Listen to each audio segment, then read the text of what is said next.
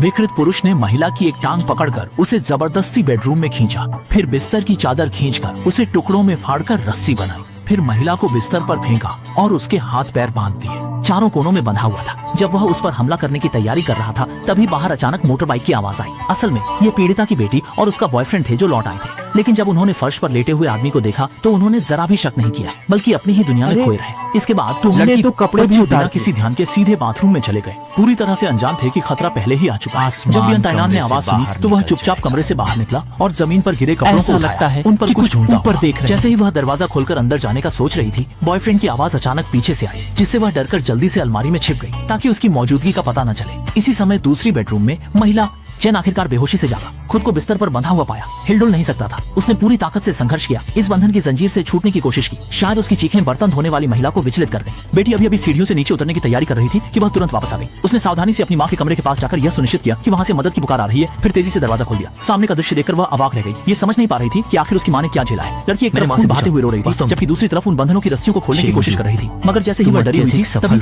नीचे से तेज कदमों की आहट सुनाई दी, जिससे लड़की का दिल अचानक तेजी से धड़कने लगा। यह एहसास हुआ कि स्थिति कल्पना से भी अधिक डरावनी है। उसने जल्दी से अपनी माँ को वापस स्थिति में लाया और खुद बिस्तर के नीचे छुपकर मौके का इंतजार करने लगी। इसी समय वह व्यक्ति भी कमरे में दाखिल हुआ। वह यहाँ वहाँ इर्द गिर्द नजरें दौड़ाकर लड़की की झलक खोजने लगा। एक मूक मुकाबला कमरे के भीतर चुपचाप शुरू हो गया।